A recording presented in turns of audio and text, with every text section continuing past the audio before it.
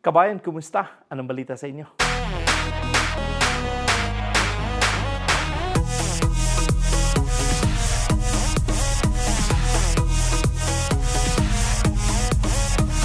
Sa mga gusto at nagbalak ng trabaho opportunity sa Canada, sana po ito ating video ay makapagbigay man lang sa inyo ng idea kung paano pa mag-apply. No? And again, sinasabi ko sa iyo lagi na dito sa pag-apply sa Canada, importante na mag-apply kayo ayon sa inyong work experience. Okay? Dahil napalaking bagay po na kayo ay may work experience kung mag-apply dito sa Canada. Mahirap talagang makapasok sa Canada kung kayo man ay mag-apply ng ayon sa inyong gusto. No? Dito po ay hindi oobra yung, kahit ano po, Kuya Noy, pwede po ako magtrabaho. Hindi po oobra yan. Okay? So, again, importante magbasa kayo, mag-research kayo, dahil napakalaking bagay. Itong mga sinasabi ko sa inyo, kung kayo man ay nagbalak ng trabaho opportunity sa Canada, dahil dito ay talagang huwag niyong barabara yung inyong mga resume. Kailangan maganda ang inyong resume. Ayusin ang resume. Importante po yan. No? So again, sinasabi sa inyo, tuloy-tuloy nyo lang yung inyong paghahanap ng trabaho. Huwag kayong masyadong magmamadali sa pag-apply. Importante, do your best. Do your best ang sinasabi sa inyo. Ayusin ninyo pagsulat ang inyong mga job description sa inyong mga previous o present jobs. And then mag-focus kayo. Kung kayo ba ay magiging cleaner, mag-focus kayo sa cleaner. Ayusin ang resume sa cleaner. Kung kayo man ay mga dropsman, mag-focus kayo sa inyong dropsman. Ano ba ang dropsman ang gusto mong pasukin? Maraming klase ang dropsman. May dropsman sa oil and gas. May dropsman sa structural, civil. Marami po yan. Kaya mag-focus kayo kung ano ang gusto nyo. Okay? Kung kayo man ay nasa welding, ano bang meron kayo sa welding? Nag-stainless, mayroon kayong steel. Ano pang merong ginagawa nyo? Isulat lahat. Dahil napalaking bagay, no? Dahil nga sa sinasabi ko sa inyo na mayroong ang kaubayan natin na gusto ko sanang tulungan magpasok sa trabaho dito nga sa kumpanya namin. Ang problema, maganda na sana yung pangalawang resume niya kasi na-revise niya. Talagang napakaganda. Subalit, pinaglaban ko, hindi na. Talagang ayaw na ng manager ko na kasi nga walang experience ganito. Sabi ko, meron siya. Tingnan mo. So, sabi niya, medyo na-modify na daw ang ano. So, sabi ko, okay, fine. But again, sinasabi sa inyo na kung kayo man ay mag-apply ng trabaho dito sa Canada, huwag kayong masyadong mamadali. Take your time. Mag-research kayo. Ito bang trabaho na to ay, ako ba ay qualified dito? Kung mag-apply ako ng mga trabaho na ganito, ito kaya ay magre-respond sila. I-evaluate nyo sarili nyo. Huwag kayong puro lang kayo apply ng apply. Wala din mangyayari, no? Kasi marami ng international student na patapos na dahil April na, yung iba end of April na, marami na maghanap ng trabaho. Ayusin ang inyong resume. Huwag kayong masyadong atat, hinay-hinay lang sa pag-apply, makahanap din kayo ng trabaho. Basta ayusin ang inyong resume. Sa ating mga kabayan dyan sa Middle East, sa Taiwan, sa Southeast Asia, kung ano man ang hinahanap yung trabaho, mag-apply kayo ayon sa inyong experience at ayusin ang resume. Okay? So ayun guys, sabi ko sa inyo, ito pong ating pag-usapan ngayon ay nandito nga sa Job Bank. At paano ba mag-apply? Panoorin nyo ang video upang alamin ninyo kung paano ba mag-apply ng trabaho. Kung hindi man to para sa inyo, pwede kayo maghanap, mag-research kayo dyan ng anuman ang trabaho hinahanap nyo. Ang trabaho na to ay nasa Job Bank. Ang website nila ay www.jobbank.gc.ca. Yan po ang kanilang website.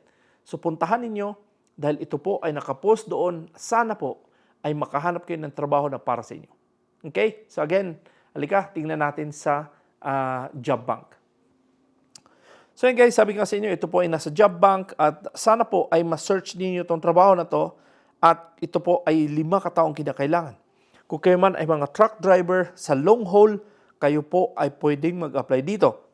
At ito po ay nasa Surrey sa British Columbia, $30 per hour, 50 hours per week ang trabaho dito. Wow, overtime talaga. And again, ito po ay na-validate na, na-verify na sa Job Bank. And again, sabi ko sa inyo, ang employer ay nag-apply na ng LMIA.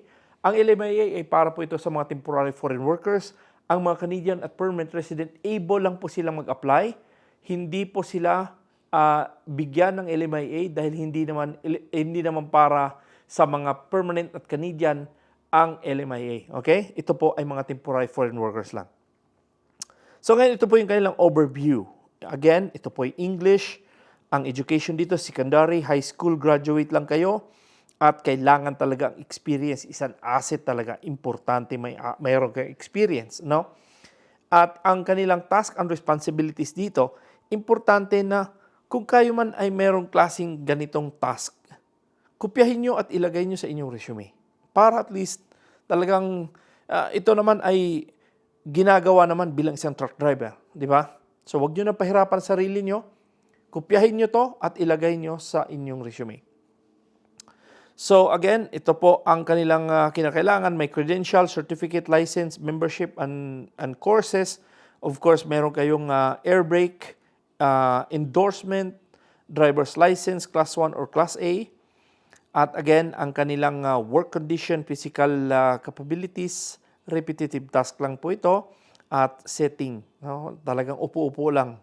Tapos drive lang. Okay? Again, personal suitability, flexible judgment, and reliability. And again, ito po ang kanilang email address. Ilalagay ko po dito sa description box. At ito kung kayo man ay nasa British Columbia, pwede niyong i-drop off by mail itong kanilang inyong resume. Ayan na. Okay? So, but again, sabi ko sa inyo, ako po ay isang naging truck driver din ako ng 1 buwan at kalahati yata. Talagang hindi ko kaya dahil mabigat na trabaho. But hindi ko lang kayo discourage dito. Depende naman kasi talagang depende naman talaga kung ano ba ang kahiligan nyo. Ako, kahiligan ko mag-drive. Subalit ito hindi ko kaya dahil naabot kami ng US, Canada kami noon. Umabot kami ng tag 12 hours ang drive namin. So, between 12 hours, magbe-break ka ng 30 minutes, matutulog ka, tapos drive ulit. So, but again, depende lang sa inyo. So, balit siya sabi sa inyo guys, dito nga sa pag-apply sa Canada, importante na ang inyong mga resume ay isulat nyo lahat. Isulat nyo lahat. Kung ano man ang mga experience nyo, isulat nyo lahat.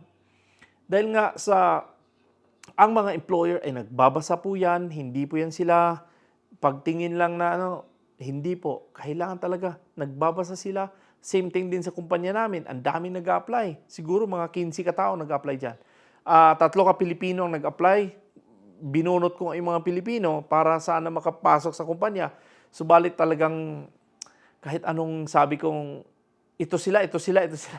Ayaw talaga ng boss ko. But again, sabi sa inyo, importante kasi dahil nasasabi naman ng boss ko kung bakit ayaw nila. Because hindi nga nakasulat sa resume.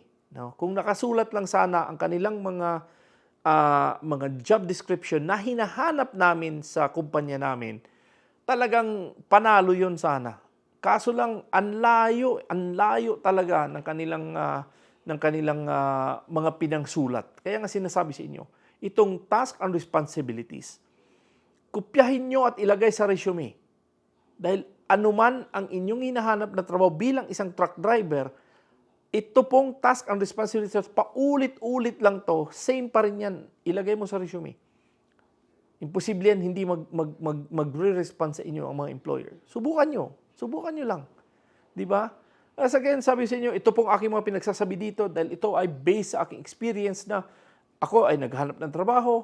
Ako din ay, minsan napautusan din ako na ako ay mag-hire nga ng tao, maghanap ng tao. Subalit talagang importante na isusulat nyo lahat ang inyong mga resume. Isusulat nyo sa resume ang inyong mga job description para kayo matawagan. Kasi kung kulang-kulang ang inyong mga job description na kayo nag-apply bilang isang caregiver na wala kayong certificate, wala kayong mga qualification dito, hindi talaga kayo matatawag. Okay? Subalit sabi sa inyo guys, tuloy-tuloy nyo lang ang inyong mga paghahanap ng mga trabaho dito sa job bank dahil marami po dyan. At sinasabi ko sa inyo paulit-ulit lang na ako po ay may Facebook page, wala po akong Facebook Messenger. Kung sino man ang nag-PM sa inyo, hindi po ako yan dahil ako po ay walang Facebook Messenger. Okay?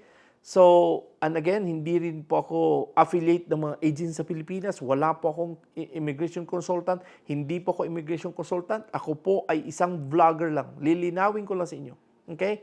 So again, tuloy-tuloy nyo lang. At kung hindi pa kayo nakapag-subscribe, sana po ay makonsider i-like, i-subscribe at huwag nyo kalimutan lagi i-click ang notification bell para updated kayo tuwing meron ko in-upload dito nga sa ating channel.